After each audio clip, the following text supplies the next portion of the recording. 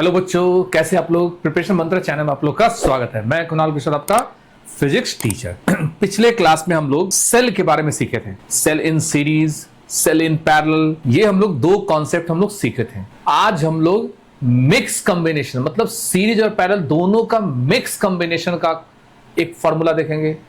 ठीक है ना, क्योंकि सेल का जो कॉन्सेप्ट है वो सर्किट को, क्वेश्चन को सॉल्व करने का सबसे इंपॉर्टेंट कॉन्सेप्ट है। इस कॉन्सेप्ट से हम लोग बहुत अच्छे अच्छे क्वेश्चन को सॉल्व करना भी सीखेंगे। ठीक है ना, तो आइए हम लोग आज स्टार्ट करते हैं मिक्स्ड कॉम्बिनेशन ऑफ सेल। ठीक है ना, हम लोग को क्या सीखना है आज? हम लोग को मिक्स कॉम्बिनेशन के बारे में सीखेंगे। मतलब इसमें कुछ सेल सीरीज में रहेगा, कुछ सेल क्या होगा पैरेलल में रहेगा। उसको देखो कैसे हम लोग जोड़ते हैं। ठीक है ना, एकदम ध्यान से देखना।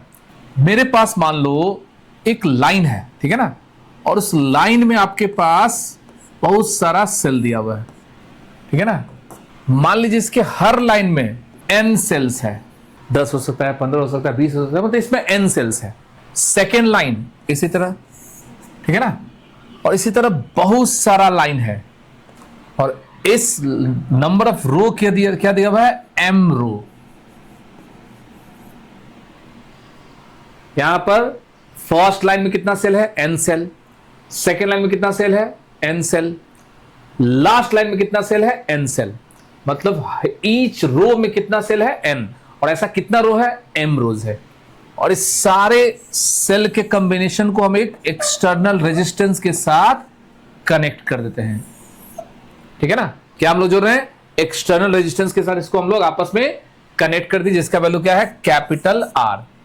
और इसमें सारे सेल का जो वैल्यू है, सब का EMF क्या है? E। Each cell of EMF E। सभी सेल का EMF क्या है? E है। और सारे सेल का इंटरनल रेजिस्टेंस भी क्या है? स्मॉल r है। सारे सेल का इंटरनल रेजिस्टेंस कितना है? Small r। फिर से समझिए, एक सर्किट है, ठीक है ना, यहां एक सर्किट है। इस सर्किट में एक लाइन में कितना सेल है? मान लो 10 और वैसा हो सकता है 5 लाइन हो। टोटल नंबर ऑफ सेल कितना हो जाएगा? 50 हो सकता है। तो यहां पर फर्स्ट लाइन में n cell, there are n cell, each of EMF E and internal resistance small r are connected in series and such row are connected in parallel. मतलब ऐसा बहुत सारा रो है और वो रो का संख्या क्या है? m है। अब इसमें हम लोग को क्या क्या पूछेगा? ठीक है ना, सबसे पहले हम लोग इसमें निकालते हैं इस पूरे सर्किट का, हम लोग को देखो फाइंड क्या करना है? करंट। हमको I निकालना है। तो I के लिए पहले इस पूरे सर्किट का हमको क्या फाइंड करना है? वोल्टेज। फिर इस पूरे सर्किट का क्या क्या फाइंड करेंगे? रेजिस्टेंस। तो आपको हम बताए थे, याद कीजिए, सीरीज में सेल का जो वोल्टेज होता है वो इंक्रीज होता है। मतलब ई जितना बार है सबको क्या कर देंगे? ऐड कर देंगे। और पैरेलल में वोल्टेज डिक्रीज, मतलब कांस्टेंट रहता है। अगर वोल्टेज सेम है तो कांस्टेंट होता है। ठीक है ना, बता चुके हैं आप लोग को रेजिस्टेंस सीरीज पैरेलल में कि सीरीज कॉम्बिनेशन में वोल्टेज क्या होता है? इंक्रीज करता है, और पैरेलल में कांस्टेंट होता है। ठीक है ना, तो यहां पर जितना लाइन है, जैसे मान लीजिए आपके पास ये जो लाइन है, ये जो फर्स्ट लाइन हो गया, इसका EMF कितना होगा? NE। ठीक है ना, फर्स्ट लाइन का EMF कितना होगा? NE। कैसे? E plus E plus E। कितना टाइम जोड़ना है? N टाइम जोड़ना है। ठीक है ना, ये आपको क्या हो गया? Net EMF। नेट EMF कितना हो गया? NE। और इस का नेट इंटरनल रेजिस्टेंस कितना हो जाएगा? NR। हर लाइन का नेट EMF कितना है? NE। हर लाइन का नेट इंटरनल रेजिस्टेंस कितना है? NR। ठीक है, हम लोग को क्या फाइंड करना है? Total current. तो करंट का फॉर्मूला क्या होता है? करंट का फॉर्मूला क्या होता है? Total voltage divided by total resistance. तो आप देखो तो इस लाइन का NE, सेकेंड लाइन का भी NE है, वैसा लास्ट लाइन का भी क्या होगा? NE। और पैरेलल में वोल्टेज क्या होता है, कांस्टेंट होता है। तो हम लोग को अगर करंट फाइंड करना है तो करंट फाइंड करने के लिए क्या करेंगे, पहले टोटल ईएमएफ, तो ईएमएफ तो चेंज नहीं होगा, total EMF divided by total resistance में एक तो कैपिटल आर होगा प्लस, मतलब पूरे सर्किट का रेजिस्टेंस एक तो कैपिटल आर, उसके साथ साथ देखिए आपको एक लाइन का रेजिस्टेंस कितना है, एन आर, और वैसा हर लाइन पैरेलल में है, मतलब ये सारा लाइन आपस में क्या है, पैरेलल में। तो पैरेलल में रेजिस्टेंस क्या होता है, आप लोग बता चुके हैं, फॉर्मूला होता है 1/R1 plus 1/R2 plus 1/R3। उसी तरह आपको उसको इनफाइनाइट बार जोड़ सकते हैं, n टाइम जोड़ सकते हैं। तो इसका आंसर कितना होगा, NR/M। M क्या है यहां पर, नंबर ऑफ रो, क्या है यहां पर, नंबर ऑफ रो दिया हुआ है। तो आप देखो तो I का फॉर्मूला क्या निकल गया है, NE divided by R plus NR/M। NE क्या हो गया आपको, नेट ईएमएफ, R यहां पर क्या है, एक्सटर्नल रेजिस्टेंस, NR/M क्या है यहां पर, टोटल इंटरनल रेजिस्टेंस। NR आपको एक लाइन का है और वैसा आपके पास कितना लाइन है, M लाइन्स है, तो आपके पास R प्लस NR/M हो सकता है। ठीक है ना। अब इसको देखो आगे हम इसको बढ़ा सकते हैं, मतलब मेरे पास जो फॉर्मूला आया, मेरे पास जो फॉर्मूला क्या है देखो तो ध्यान से, I इक्वल टू मिला हम लोग को NE divided by R plus NR/M, ये मिला हुआ है। ठीक है। अब देखिए इस हम लोग क्या करते हैं, इसको एलसीएम लेते हैं, मतलब आपके पास एक फॉर्मूला है, this is the formula for mix combination of cell.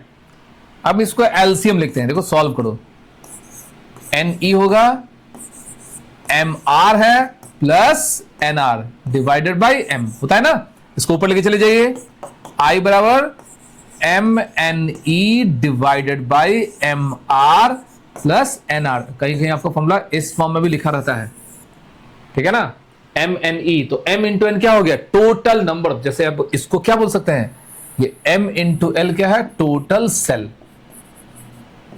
Total number of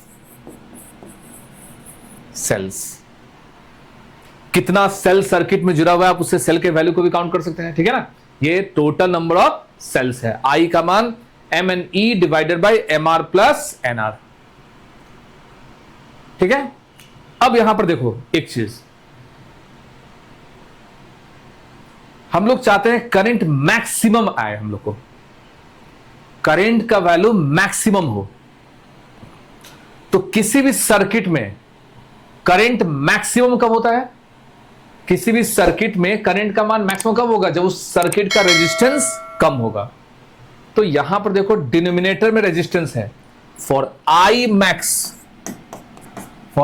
max हम इसको मान लेते हैं, चलो एक टर्म मान लेते हैं, ये टोटल, मतलब इसको कोई फंक्शन मान लेते हैं इसको Z का मान हम मेरे पास क्या है, MR plus NR। For I max Z will be minimum, I को मैक्सिमम होने के लिए Z को क्या होना चाहिए, मिनिमम। अब यहां पर मैक्सिमम और मिनिमम समझने के लिए हमको पहले उस इक्वेशन को याद रखिएगा, किसी भी इक्वेशन को मैक्सिमम मिनिमम प्रूव करने के लिए आप उसको होल स्क्वायर में लाना सीखिए, क्योंकि होल स्क्वायर से पता चल जाएगा कि वो टर्म क्या है, पॉजिटिव है या निगेटिव है। तो देखो हम लोग इसको कैसे हम लोग ला सकते हैं, आप इसको देखिए, एक सिंपल सा लाइन ध्यान देना, Z रहने दो, अंडर रूट MR का whole square plus under root NR का होल स्क्वायर, हम ऐसे इसको लिख सकते हैं। A square plus B square का फॉर्मूला क्या होगा, इसको हम ऐसे लिख सकते हैं, MR माइनस NR का whole square plus 2MR into NR। आप इसको अगर सॉल्व करते हैं, A माइनस बी का स्क्वायर होता है A square plus B square minus 2AB, तो माइनस प्लस खत्म हो जाएगा, वापस आ जाएगा। फिर से A माइनस बी का स्क्वायर क्या होता है, A square plus B square, ये दोनों टर्म आ गया, और इस माइनस के कारण एक टर्म इसमें क्या होना चाहिए, माइनस 2AB, और तो प्लस 2AB अगर हम लोग सॉल्व करेंगे तो क्या होगा, नेट वैल्यू 0 हो जाएगा। ठीक है ना, मतलब मेरे पास जो ओरिजिनल था वो आ जाएगा। लेकिन इसे करने से बोलेगा सर फायदा क्या हुआ, देखो फायदा क्या हो गया, आप z का मिनिमम वैल्यू निकाल सकते हैं, मतलब ये जो वैल्यू है ये 0 हो सकता है, मतलब इसका सबसे z का मान हमको कम से कम चाहिए, तब ना करंट का मान ज्यादा होगा। तो अगर इसको 0 मतलब इसका वैल्यू हमेशा पॉजिटिव होगा, मतलब z इससे ज्यादा हो सकता है, तो z मिनिमम क्या आएगा, आपके पास जो एडिशन है 2mr इंटू nr, कब होगा, जब ये दोनों 0 हो जाए, मतलब ये दोनों आपस में बराबर हो जाए। z का मान मिनिमम वैल्यू क्या होगा, जो भी इसके साथ स्क्वायर है, अगर वो स्क्वायर 0 हो जाए तो टर्म वही बचेगा। जैसे मेरे पास एक टर्म है, जैसे मान लीजिए आपके पास दिया हुआ है एक्स स्क्वायर प्लस 4, बोलेगा इसका सबसे छोटा वैल्यू क्या है, तो 4, क्योंकि x का मान 0 ले सकते हैं, 4 से छोटा तो होगा नहीं, 4 से बड़ा ही होगा, इसलिए यहां पर देखो एक होल स्क्वायर और एक टर्म है, तो आपका सबसे छोटा वैल्यू ये टर्म होगा कि उसको होल स्क्वायर को आप 0 ला सकते हैं। अब ये 0 कब होगा, जब ये दोनों आपस में बराबर हो जाए, अगर दोनों तरफ स्क्वायर कर दिया जाए तो क्या आएगा, M R equal to N R, तो इससे देखो तो कैपिटल आर इक्वल टू क्या निकल गया, एन आर बाई एम। तो एक ये फॉर्मूला है, क्या फॉर्मूला है, when total internal resistance of the circuit is equal to external resistance of the circuit, then the current passes through the circuit will be maximum. Repeat, अगर उस circuit का total internal का some external resistance के अगर बराबर हो जाए तो उस सर्किट में से करंट क्या होगा, मैक्सिमम फ्लो करता है। मतलब यहां पर देखो ये थोड़ा सा मैथमेटिक्स है, थोड़ा सा मैक्सिमम मिनिमम का कॉन्सेप्ट है, इसको डिफरेंशिएशन के हेल्प सॉल्व से भी कर सकते हैं, लेकिन अगर जिसको डिफरेंशिएशन नहीं पता है, जैसे बायो स्टूडेंट को जनरली कम मैथमेटिक्स फॉर्मूला याद रखना है, तो विदाउट डिफरेंशिएशन भी इसको सॉल्व किया जा सकता है, ठीक है ना, विदाउट डिफरेंशिएशन इसको सॉल्व किया जा सकता है। एक बार फिर से इसको देखिए, ये हम लोग को आई का फॉर्मूला क्या था, ये मिक्स कॉम्बिनेशन में करंट का फॉर्मूला था। तो आई का मान क्या हो गया, एन ई, इसको एलसीएम ले लिए, ठीक है ना, एम एलसीएम होगा, एम ऊपर चला जाएगा, तो आपके पास ये एक टर्म आया, एम इंटू एन क्या है, टोटल नंबर ऑफ सेल हो गया, M R plus N R हो गया। तो हमको आई मैक्सिमम मतलब मैक्सिमम करंट निकालना है कि उससे ज्यादा करंट सर्किट में नहीं जा सकता है। तो जेड का मान क्या है था, ये जो M R plus N R क्या होना चाहिए, मिनिमम होना चाहिए। तो इसको मिनिमम या मैक्सिमम प्रूव करने के लिए हमको इसके साथ स्क्वायर का टर्म ऐड होना चाहिए या सब्ट्रैक्ट होना चाहिए। तो हम लोग इसको क्या कर दिए, पहले स्क्वायर कर दिए, ए स्क्वायर प्लस बी स्क्वायर का मतलब ए माइनस बी का स्क्वायर प्लस 2ab एक फॉर्मूला होता है। तो जेड का मान क्या निकल गया, 2 under root M R plus N R. तो इससे हम लोग क्या निकाल सकते हैं, टोटल एक्सटर्नल रेजिस्टेंस अगर इंटरनल के अगर बराबर हो जाए, टोटल एक्सटर्नल और टोटल इंटरनल आपस में अगर इक्वल हो जाए, तो सर्किट से जो करंट होगा वो मैक्सिमम होगा, मतलब इससे ज्यादा करंट नहीं जा सकता है, ठीक है ना। तो हम लोग यहां पर 3 फॉर्मूला हम लोग सीखे, देखो अब तीनों फॉर्मूला को हम लिखते हैं। सीरीज कॉम्बिनेशन में, for series I equal to क्या होता है, N E R plus N R. ये सीरीज कॉम्बिनेशन का फॉर्मूला हम लोग पहले सीख चुके थे। मतलब अगर एन सेल अगर सीरीज में आपस में कनेक्ट रहता है तो उसमें आई निकालने का ये फॉर्मूला होता है। उसी तरह पैरेलल कॉम्बिनेशन में भी सीखे, पैरेलल आई बराबर, देखो यहां एन क्या है, नंबर ऑफ सेल, आप यहां भी एन लिख सकते हैं, लेकिन वो डिफरेंस क्रिएट करने के लिए एन नहीं एम लिखते हैं, M E divided by M R plus small R. देखो फॉर्मूला को कंपेयर करना सीखो। ई का मतलब EMF of individual cell, R capital R का मतलब एक्सटर्नल, स्मॉल आर का मतलब इंटरनल। यहां पर जो नंबर ऑफ सेल है, ऊपर में तो चलो मल्टीप्लाई है, यहां भी नंबर ऑफ सेल और ये भी नंबर ऑफ सेल। मत कंफ्यूज होना कि यहां एन लिखा हुआ है एम लिखना है, वो बस केवल डिफरेंस क्रिएट करने के लिए। यहां पर जो नंबर ऑफ सेल है वो किसके साथ है, एक्सटर्नल के साथ है। यहां जो नंबर ऑफ सेल है किसके साथ है, इंटरनल के साथ है। तो बिना प्रूफ किए हम लोग मिक्स कॉम्बिनेशन का अगर हम लोग निकालें, for mixed combination, for mixed combination देखो आई का मान क्या निकलेगा, अब आप देखिए याद करने का ट्रिक, ऊपर में क्या लिखना है, टोटल नंबर ऑफ सेल पहले लिखना सीखो, mn। उसके बाद क्या लिखना है, EMF of the cell divided by. अब सीरीज वाला का याद रखो, पैरेलल वाले का याद रखो, नीचे आर और मतलब नीचे कैपिटल आर और बीच में प्लस स्मॉलर होगा, लेकिन अब एम और एन किसके साथ मल्टीप्लाई है वो ध्यान देना। तो याद रखो यहां पर किसके साथ मल्टीप्लाई था, पैरेलल वाले में एम आपको कैपिटल आर के साथ मल्टीप्लाई है, और यहां पर किसके साथ मल्टीप्लाई है, स्मॉल आर के साथ एन मल्टीप्लाई है। तो इस तरह से हम लोग मिक्स कॉम्बिनेशन का फॉर्मूला याद कर सकते हैं। अगर ये तीनों फॉर्मूला अच्छे से याद रखेगा तो सेल के कॉम्बिनेशन का क्वेश्चन आप आराम से बना सकते हैं।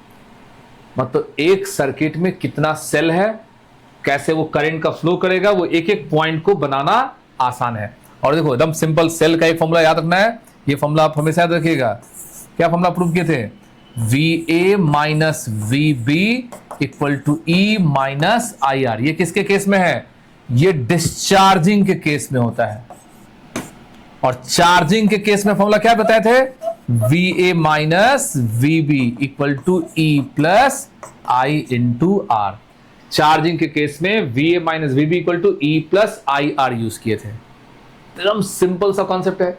ये सेल का हम जो 5 फॉर्मूला लिखे हैं, मतलब सेल को सर्किट में हम लोग अगर आपस में जोड़ दिए, चाहे वो सीरीज हो, चाहे वो पैरेलल हो, चाहे वो मिक्स हो, तो उसके हेल्प से हम लोग करंट का डिस्ट्रीब्यूशन करना सीख सकते हैं। करंट कैसे डिस्ट्रीब्यूट होगा वो आपको एकदम ध्यान देना। इसमें एक एक फॉर्मूला को एकदम रिकैप कर लीजिए। फिर सीरीज याद रहेगा तो उसी के जैसा देखो पैरेलल है, दोनों याद रहेगा तो दोनों को कंबाइन कर दिए, देखो NR भी लिख दिया गया, MR भी लिख दिया गया, MNE लिख दिया गया। जिससे आप सर्किट के टोटल करंट को फाइंड कर सकते हैं, टोटल रेजिस्टेंस को फाइंड कर सकते हैं, ठीक है ना।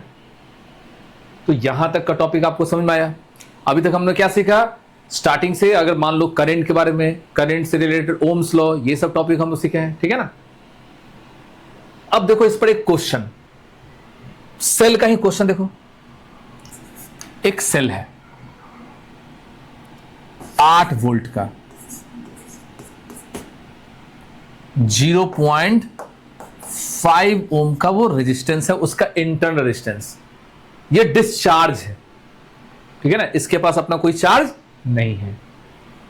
अब इसको चार्ज करने के लिए हम लोग क्या कर दिए, एक बड़ा सा कॉम्बिनेशन, मतलब 2 सेल का कॉम्बिनेशन जोड़ दिए, ठीक है ना।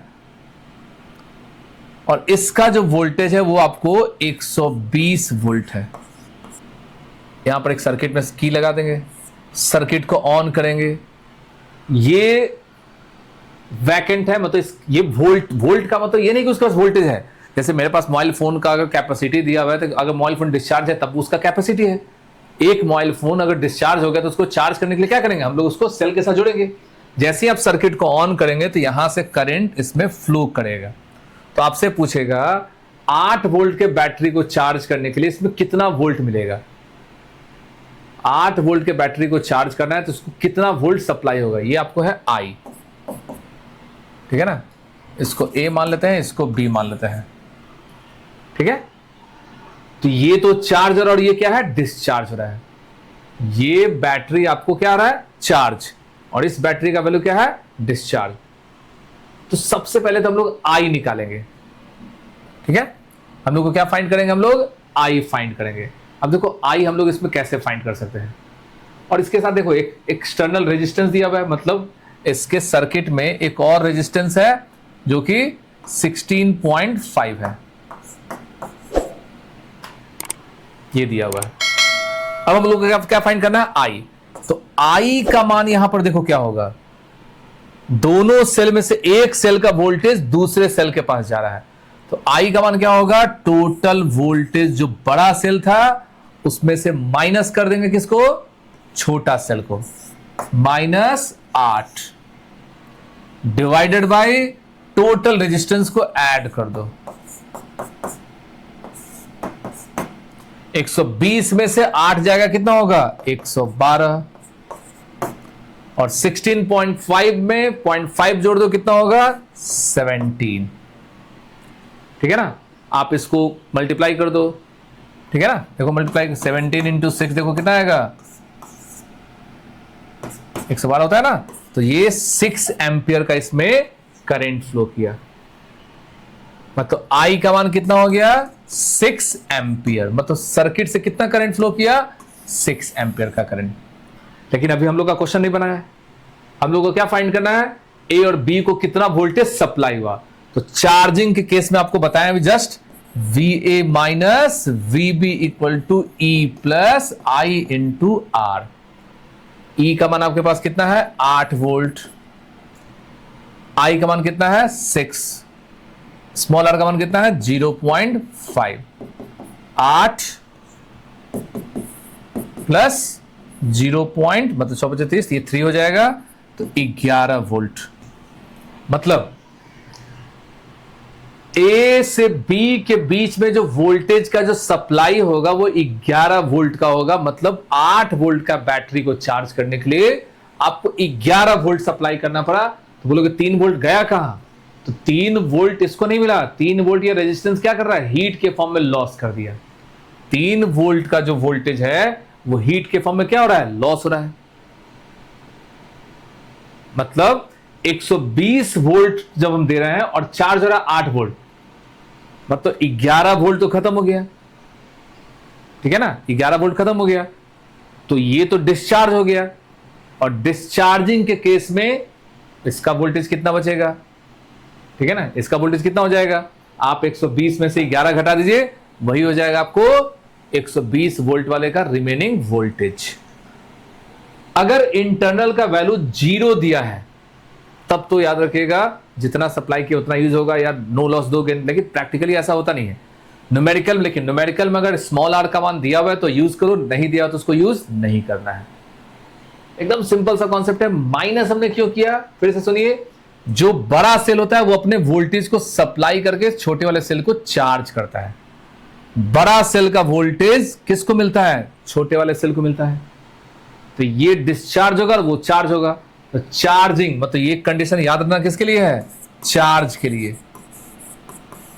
चार्जिंग के केस में फॉर्मूला क्या होता है, E प्लस आई आर। तो हम लोग देखो इसमें मिक्स मतलब एक तरह का ये भी कॉम्बिनेशन ऑफ सेल ही मानेंगे। अच्छा ये कैसे, सीरीज कॉम्बिनेशन तो है, लेकिन सीरीज कॉम्बिनेशन में इसमें उल्टा सेल कनेक्टेड है, इसलिए यहां माइनस हुआ। सेल इन सीरीज में देखो अगर ऐसे रहता है